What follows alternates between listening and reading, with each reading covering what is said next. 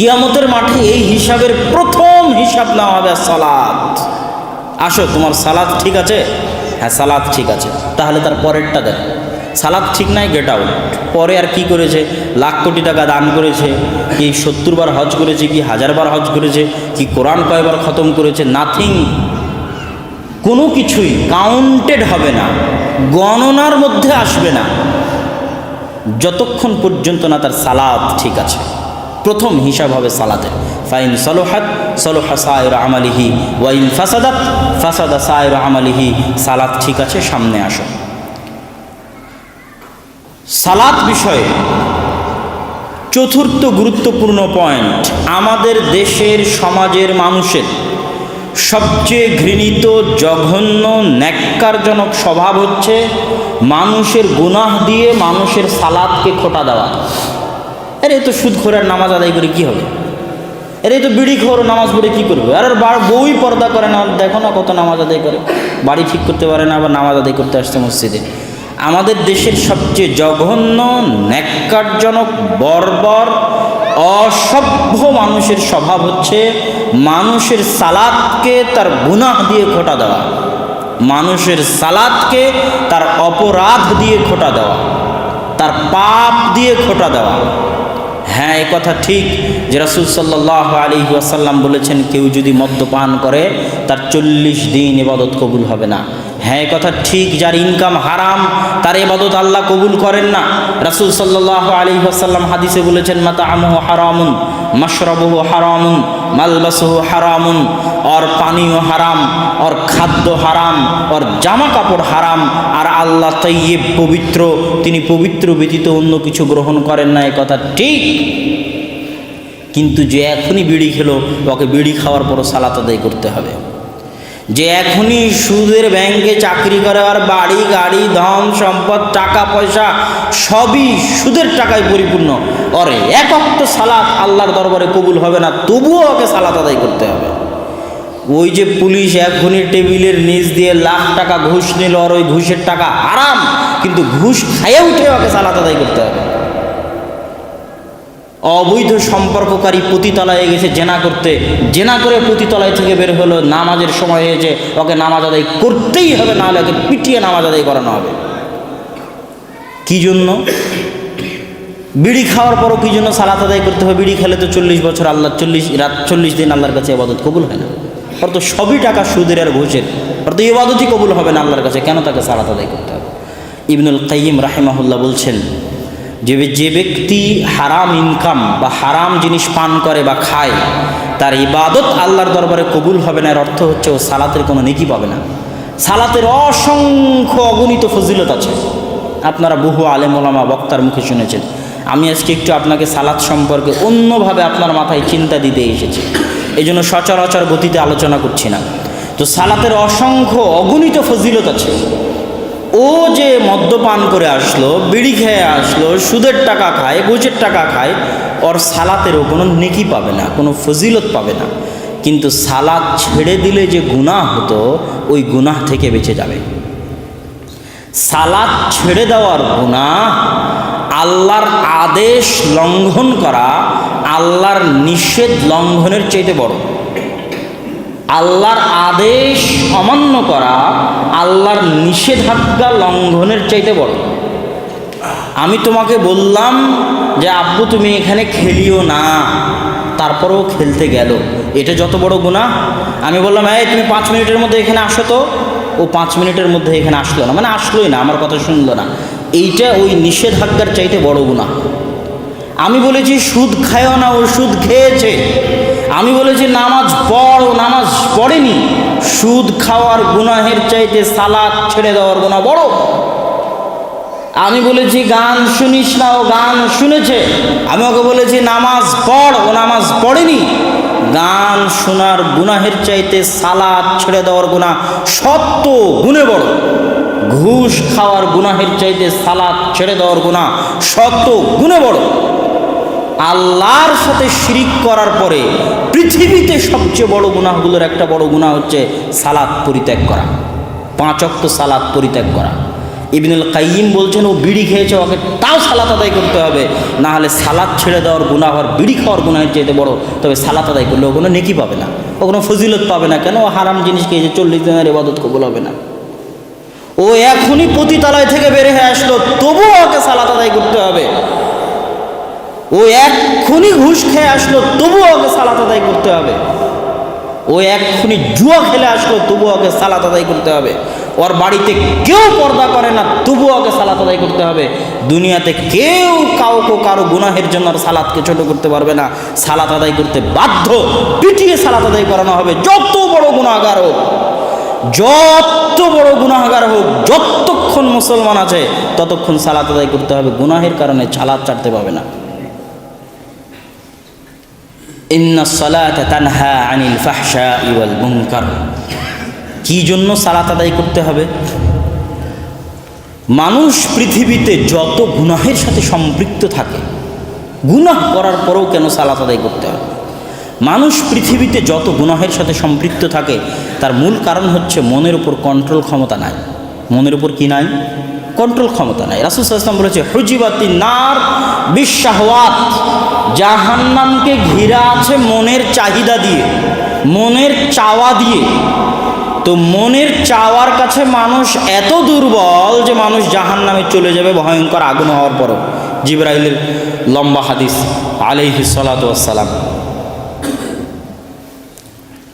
তো মানুষের মনের উপর কন্ট্রোল ক্ষমতা দুর্বল থাকার কারণেই মানুষ গুনাহে লিপ্ত হয়। আল্লাহ বলছেন, ইন্নাস সালাতা তানহা আনিল ফাহশাই ওয়াল মুনকার। সালাত তোমাকে গুনাহের কাজ থেকে বাঁচাবে। কি জন্য গুনাহের কাজ থেকে বাঁচাবে? 5 ওয়াক্ত সালাত আদায়ে যদি কেউ অভ্যাসী হয়, তাহলে মনের উপর কন্ট্রোল ক্ষমতা প্রতিষ্ঠার প্রথম ধাপ সে অতিক্রম করতে পারবে। 5 ওয়াক্ত সালাত জামাতে আদায় করা এত সহজ নয় বাবা, অনেক অনেক কঠিন। রাসূল সাল্লাল্লাহু আলাইহি ওয়াসাল্লাম এমনি বলেননি, কেউ যদি টানা 40 দিন তাকবীরে তাহরিমা, প্রথম তাকবীর আল্লাহু আকবার মিস না দিয়ে টানা 40 দিন 5 ওয়াক্ত সালাত আদায় করে, ও মুনাফিকি থেকে মুক্ত, ও জাহান্নামের আগুন থেকে মুক্ত।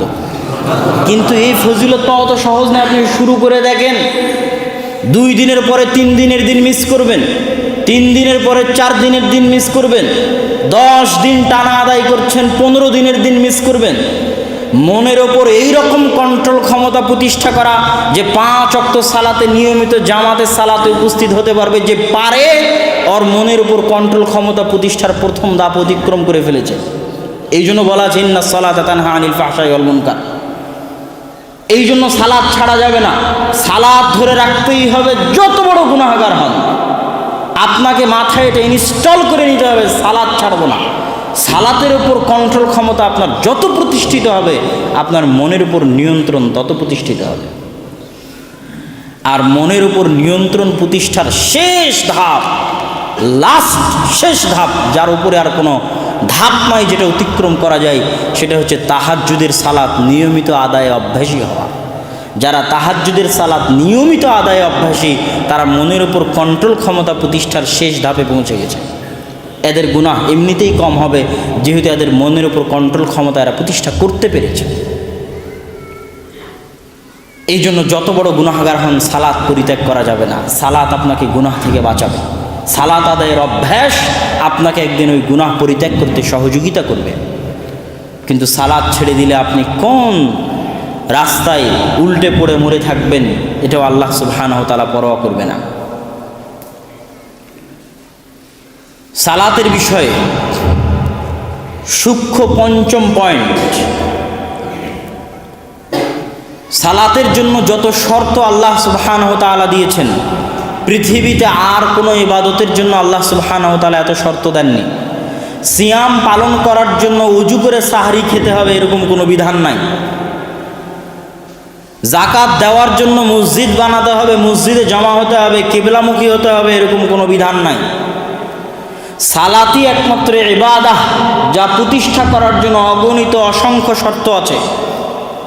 ওযু করতে হবে, শরীর পবিত্র হতে হবে, জামা কাপড় পবিত্র হতে হবে, জায়গা পবিত্র হতে হবে, নির্ধারিত সময় হতে হবে, কিবলামুখী হতে হবে, জামাতবদ্ধ হতে হবে, পায়ে পা কাঁধে কাঁধ মিলিয়ে দাঁড়াতে হবে, আবার একটা সিস্টেম অনুযায়ী সালাত আদায় করতে হবে, রুকু করতে হবে, সিজদা করতে হবে, পূর্ণ একটা সাজানো গুছানো সিস্টেম আছে, ওই সিস্টেম অনুযায়ী সালাত আদায় করতে হবে, অনেক শর্ত। কিন্তু আশ্চর্য হবেন, এত শর্ত থাকার পরও কোনো শর্তই সালাতের জন্য বাধা নয়। জাকাতের শর্ত আছে, কিন্তু জাকাতের শর্ত জাকাতের জন্য বাধা। আবারও বুঝেন আমার কথা, আমি বলেছি সালাত বিষয়ে আপনাদেরকে মাথায় একটু আলাদা চিন্তা দেওয়ার চেষ্টা করব। জাকাতের জন্য শর্ত আছে, কিন্তু জাকাতের শর্ত জাকাতের জন্য বাধা নয়। জাকাতের শর্ত জাকাতের জন্য বাধা, আর সালাতের শর্ত আছে, কিন্তু সালাতের শর্ত সালাতের জন্য বাধা নয়। জাকাতের শর্ত হচ্ছে নিসাব পরিমাণ সম্পদের মালিক হতে হবে। নিসাব পরিমাণ সম্পদের যদি মালিক না হয় তো জাকাত দিতে হবে না। সালাতের শর্ত হচ্ছে ওযু করতে হবে। ওযু করার পানি নাই, তাহলে কি এখন সালাত বাদ? সালাত বাদ নাই। ওযু করার পানি নাই, মাটি দিয়ে তায়াম্মুম করো, আরে তায়াম্মুম করার মাটিও নাই, সালাত কি বাদ? সালাত কি বাদ হবে? বাদ হবে না। তোমার যে পবিত্র জামা কাপড় দরকার, পবিত্র জামা কাপড় না, অপবিত্র আছে, শর্ত পূরণ হচ্ছে না, সালাত কি বাদ হবে? বাদ হবে না। কেবলামুখী হয়ে সালাত আদায় করতে হয়, কেবলা চেনা যাচ্ছে না, কি করব? সালাত কি বাদ হবে? শর্ত তো পাওয়া যাচ্ছে না, সালাত কি বাদ হবে? হবে না। দাঁড়িয়ে সালাত আদায় করতে হয়, রুকু করতে হয়, সিজদা করতে হয়। আমি যে রুকু করতে পারি না, সিজদাও করতে পারি না, ঠিক মতো দাঁড়াতেও পারি না, আমার কি সালাত বাদ হবে? সূরা ফাতিহা পড়ে সালাত আদায় করতে হয়, আমার সূরা ফাতিহা জানা নাই, আমার কি সালাত বাদ হবে? সালাত বাদ হবে না। এমন কোনো শর্ত পৃথিবীতে নাই, অথচ সবচেয়ে বেশি শর্ত দেওয়া আছে সালাতের ক্ষেত্রে, আর অন্য কোনো ইবাদতে এত শর্ত দেওয়া নাই। কিন্তু আশ্চর্যজনক হলো সত্য যে সালাতের কোনো শর্তই সালাতের জন্য বাধা নয়। একটা শর্ত যদি পূরণ না করতে পারে মানুষ, তবু অজুহাত দিতে পারবে না, বলতে পারবে না আমার প্যান্টে পেশাব লেগে আছে তাই সালাত আদায় করতে পারছি না, বলতে পারবে না যে আমার সূরা ফাতিহা মুখস্থ নাই তাই সালাত আদায় করতে পারছি না, বলতে পারবে না যে আমি অসুস্থ তাই সালাত আদায় করতে পারছি না। পৃথিবীতে এমন কোনো পরিবেশ নাই, এমন কোনো পরিস্থিতি নাই যেটার অজুহাত দিয়েও সালাত থেকে বাঁচতে পারে, কিচ্ছু নাই। কি জন্য? ওয়া আকিমিস সালাতা লিযিকরি, সালাত কায়েম করো আমাকে স্মরণ করার জন্য। সালাত কায়েম করতে হবে কিসের জন্য? আল্লাহকে স্মরণ করার জন্য। আল্লাহকে স্মরণ করাটা হচ্ছে মুখুল ইবাদা, ইবাদতের সার নির্যাস, মূল ইবাদত, যেটা আল্লাহ তার নবী রাসূলদের কাছেও চায়। ইউনূস আলাইহিস সালাতু ওয়াস সালাম যখন বিপদে, তিনি বললেন লা ইলাহা ইল্লা আনতা সুবহানাকা ইন্নী কুনতু মিনাজ জালিমিন। আল্লাহ সুবহানাহু ওয়া তাআলা বললেন, ইউনূস যদি মাছের পেটে লাউলা ইউসাব্বিহ, যদি আমাকে স্মরণ না করত তাহলে সে থেকে যেত মাছের পেটে ইলা ইয়াউমি ইউবাসুন, কিয়ামত পর্যন্ত। আল্লাহর নবী, আল্লাহ তাকে নবী করে পাঠিয়েছেন, তারপরও আল্লাহ বলছে ও যদি আমাকে না ডাকে, আমাকে স্মরণ না করে, ওকে মাছের পেটে রেখে দেবো কিয়ামত পর্যন্ত। আমাকে স্মরণ করেছে তাই বাঁচিয়ে দিয়েছি। মুসা আলাইহিস সালাতু ওয়াস সালামকে বলছেন যাও ইযহাব ইলা ফিরআউন, ফিরআউনের নিকটে যাও, দাওয়াত দাও। মুসা আলাইহিস সালাতু ওয়াস সালাম সমস্যার ফিরিস্তি নিয়ে বসে গেলেন।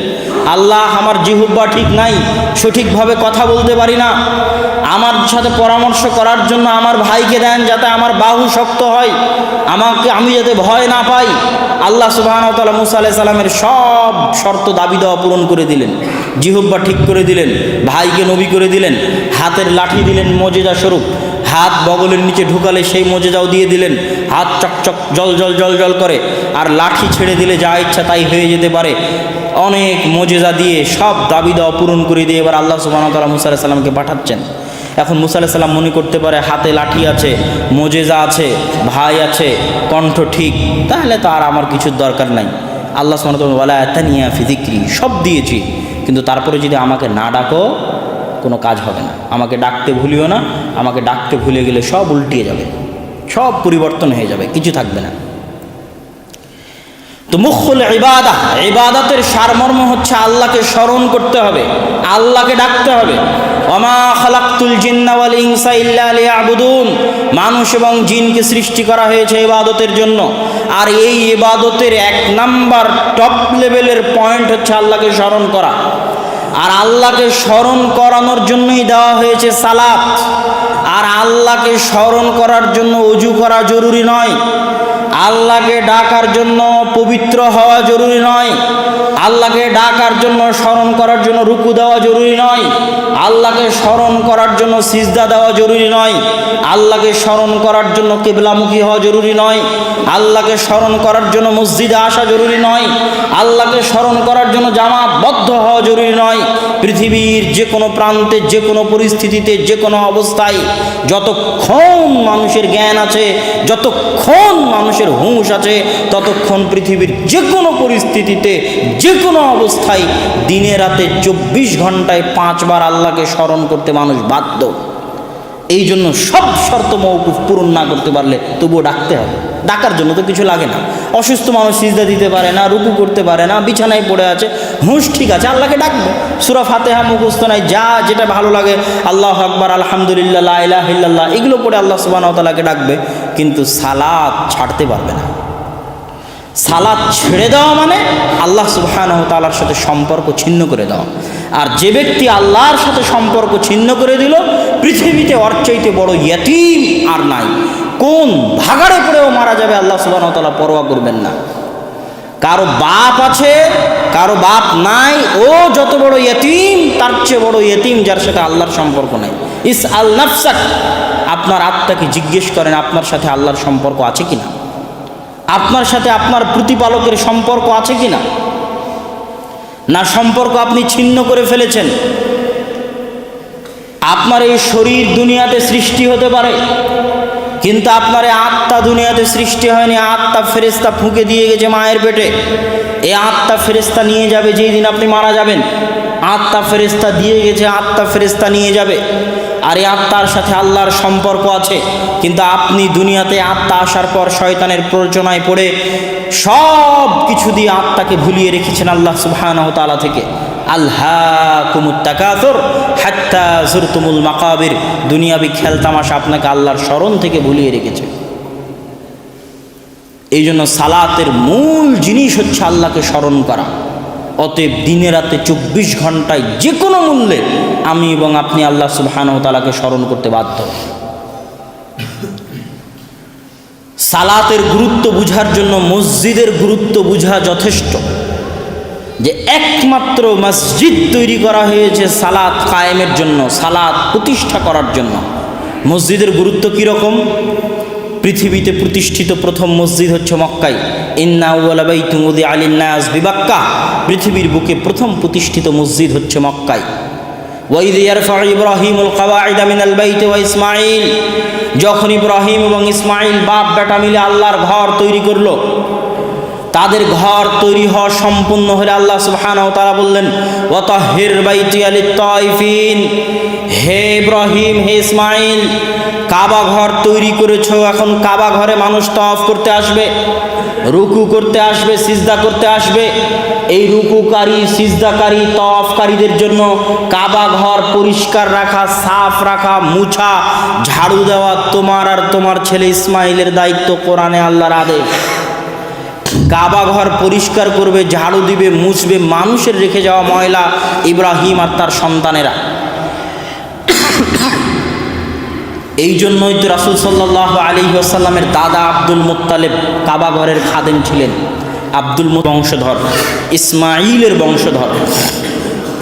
যেহেতু আল্লাহর আদেশ যে কাবা ঘর তোমাদের পরিষ্কার রাখতে হবে, সাফ রাখতে হবে, তারা কাবা ঘর পরিষ্কার রেখেছে, সাফ রেখেছে। তাহলে মসজিদ পরিষ্কার করা, মসজিদ ঝাড়ু দেওয়া হচ্ছে নবীদের কাজ।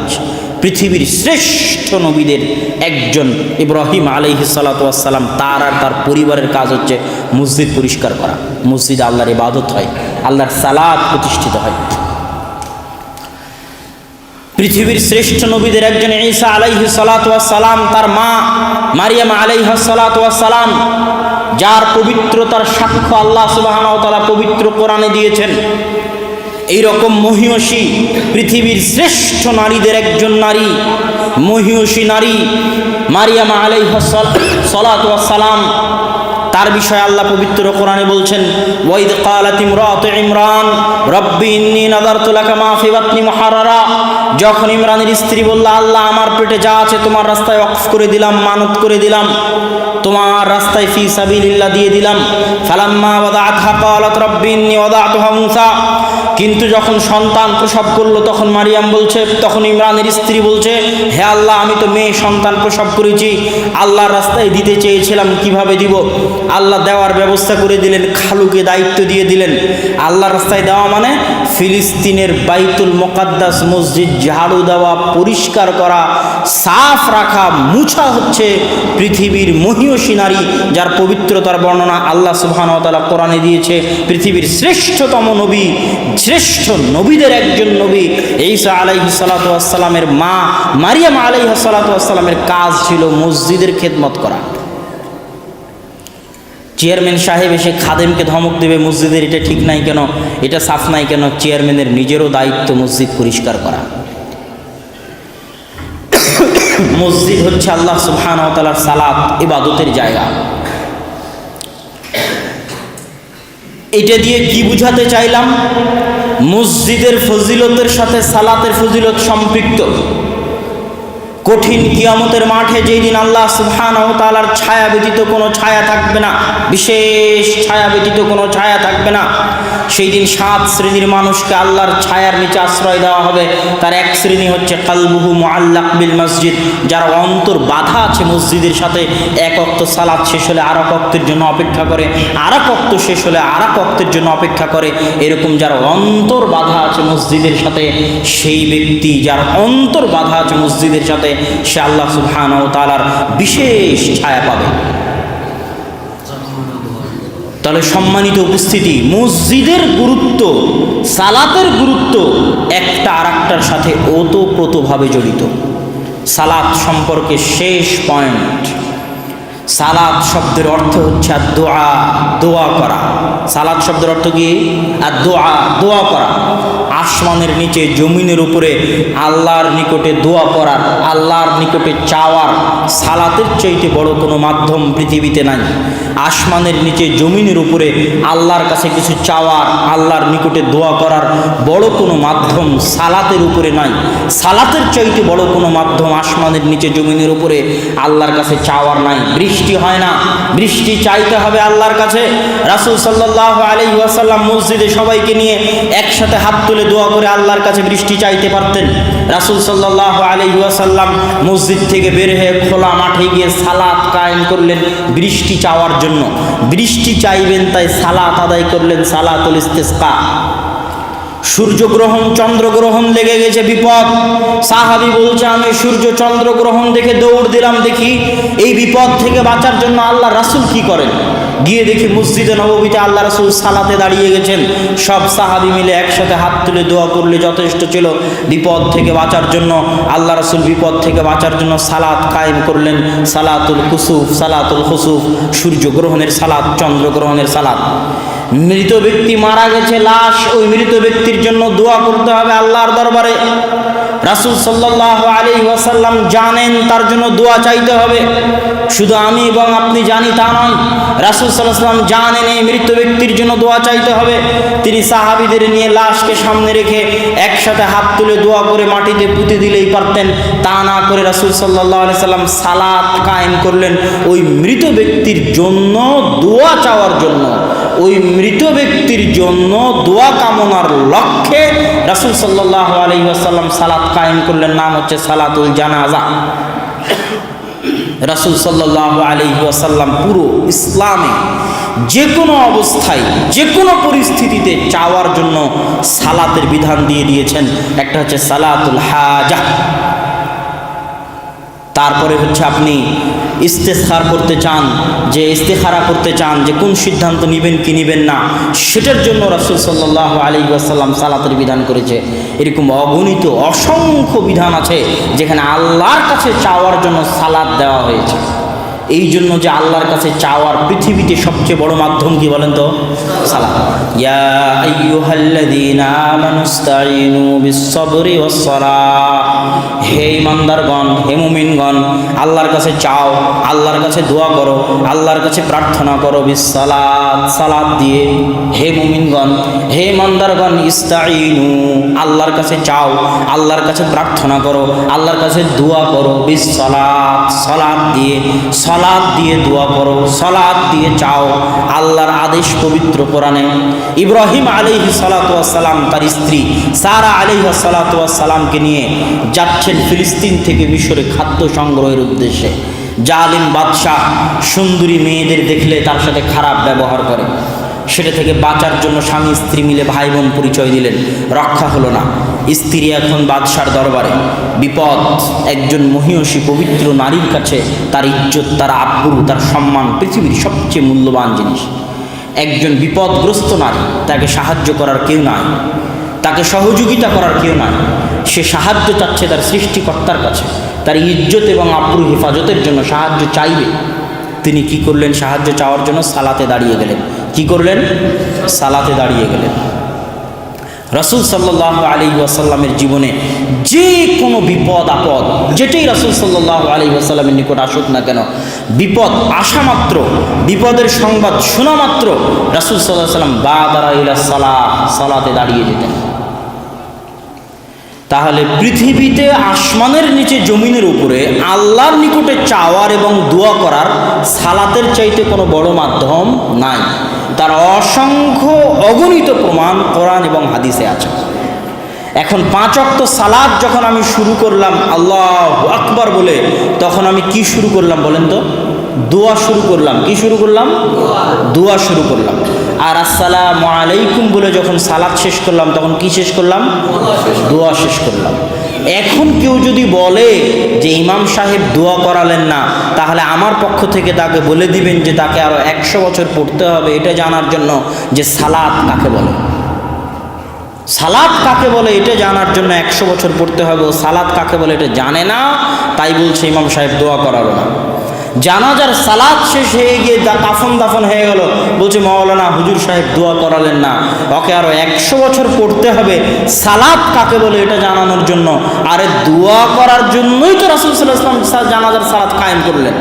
ওই জানাজার সালাতে আল্লাহ রাসূল ওই মৃত ব্যক্তির জন্য যত দোয়া শিখিয়ে দিয়েছেন, তোমার মতো এরকম হাজারো লাখো হুজুর, সারা পৃথিবীর সব হুজুর, আলেম, ওলামা, শায়েখ, মাশায়েখ, পীর, ওলি, আউলিয়া, বুজুর্গানে দিন একত্রিত হয়ে যদি মৃত ব্যক্তির কল্যাণে দোয়া বানায়, তো আল্লাহ রাসূলের শিখিয়ে দেওয়া দোয়ার চাইতে ভালো দোয়া বানাতে পারবে না, সম্ভব নয়।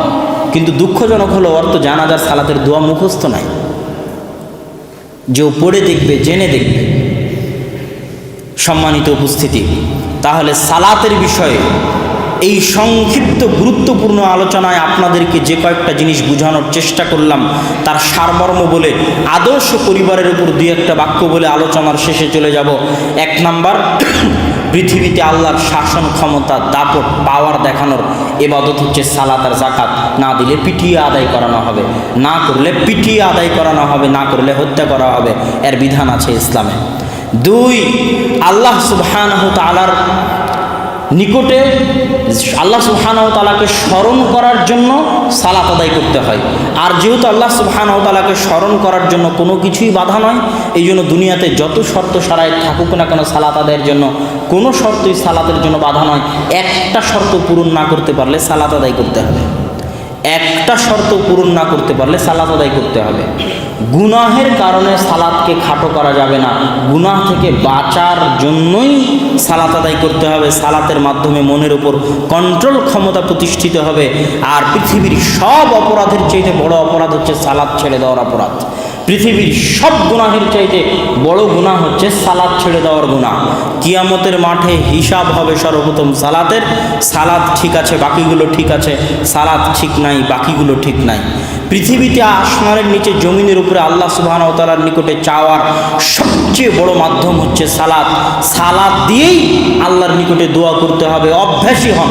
পুরো মসজিদে যত মুসল্লি আছেন, মা এবং বোন আছেন, পরীক্ষা করে দেখেন আজকের কথা। আমার বক্তব্যের সব অংশ ভুলে গেলে এই অংশটা বাস্তবে পরীক্ষা করে দেখতে পারেন। যে কোনো বিপদ, পৃথিবীর যে কোনো বিপদ, বড় থেকে বড় বিপদ, ছোট থেকে ছোট বিপদ, বিপদের সম্মুখীন হওয়া মাত্রই আপনি ওযু করে 2 রাকাত সালাত আদায় করে আল্লাহকে বলেন, পৃথিবীর যত মানুষ আপনাকে যা সহযোগিতা করতে পারবে, ওহু আলা কুল্লি শাইইন কাদির, সব সহযোগিতার ব্যবস্থা উনি করে দেবেন ইনশাআল্লাহ। এই জন্য সালাত, বিপদে পড়ে সালাত আদায় অভ্যাসী হতে হবে। আদর্শ পরিবার।